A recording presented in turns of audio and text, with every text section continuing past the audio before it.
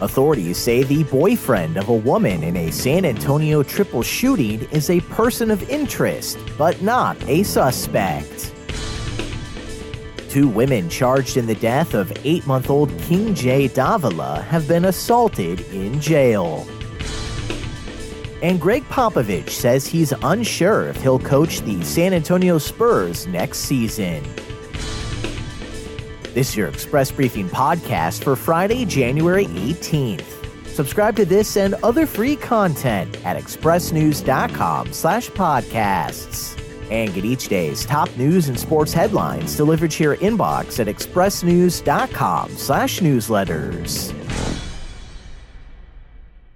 Bexar County Sheriff Javier Salazar says Nicole Olson fought with her boyfriend the night before she and her 2 daughters were found shot to death in a luxury home in a gated neighborhood near Leon Springs, but notes that while her boyfriend, 31-year-old Charlie Wheeler, is a person of interest, he's not a suspect in the investigation. In an interview with the San Antonio Express News, Sheriff Salazar clarified that a person of interest means, in his words, just somebody that we're interested in talking to, adding that the sheriff's office is looking at others as well. Wheeler has cooperated fully with the investigation since the day of the shootings and willingly submitted to tests scanning his hands for any traces of gunshot residue. Results of those tests are still pending. Wheeler had reportedly been romantically involved with Olson for around 2 years, and she had been living with him in his home for the past 12 months. The 37-year-old local hairstylist and her 16 and 10-year-old daughters were found dead at the home in the 11,300 block of Anaqua Springs on the morning of January 10th. Olson died from a gunshot wound to the head, and while the Bexar County Medical Examiner reports her death was a suicide, Olson's friends and family have flatly rejected that ruling, insisting she would never harm herself or her children. Authorities say a handgun was found in close proximity to Olson's body, but no suicide note was found. Investigators have found no signs that someone forced their way into the residence.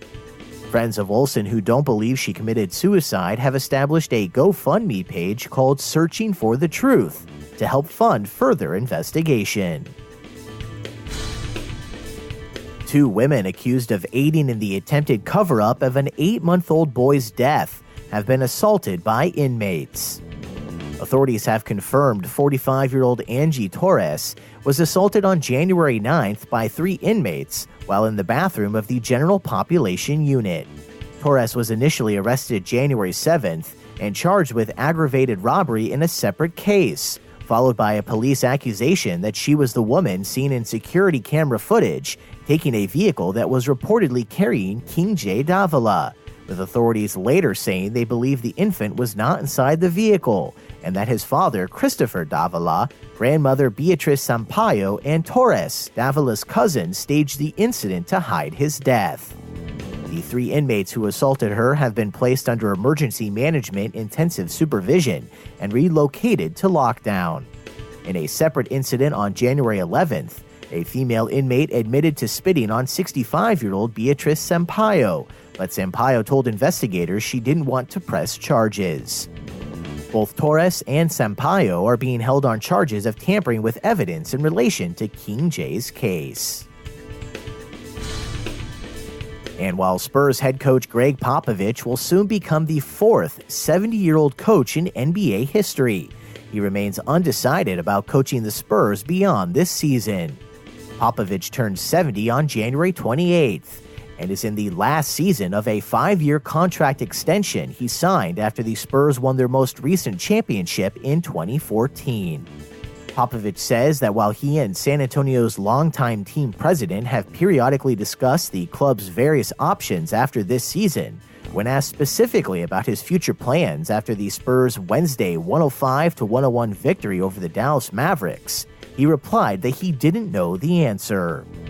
Whether or not he stays on the Spurs bench, Popovich has committed to spending the next 2 summers coaching the men's national team for USA Basketball at the 2019 FIBA World Cup in China and the 2020 Olympics in Tokyo.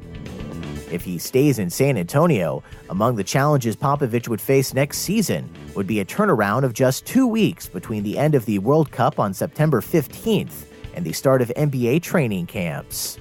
The Spurs have recovered from their offseason trade of disgruntled All-Star forward Kawhi Leonard and an 11-14 start to the season, with a 15-6 surge since then that has moved them to number 6 in the Western Conference. And that's your daily San Antonio Express briefing for Friday, January 18th. Subscribe to this and other free content at expressnews.com/podcasts.